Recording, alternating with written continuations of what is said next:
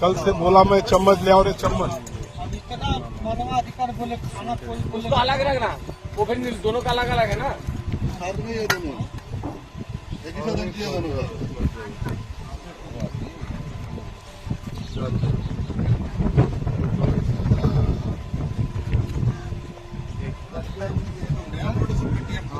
ये तो कई दिनों से मैं बता रहा हूँ इनको, चाकू लो यार चाकू लो, नाम भी नोट कराता हूँ इनको। तो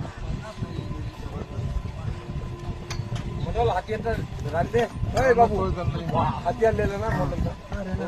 तू लेके आ, दूसरा लेके आ, दूसरा डब्बा ले आओ। ज्यादा लंबा ना बने। इधर इधर करना थोड़ा फोटो।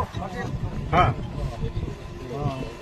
ज्यादा होगा। हाँ इधर लो। कितना खाएगा तो बंदा रे? इतना खाना ये तो ये फ्री वाला चावल है ना। अरे उसको दिखा के दे, उसको दिखा के लो लो लो, कोई नहीं। हाँ हाँ, क्या बात है।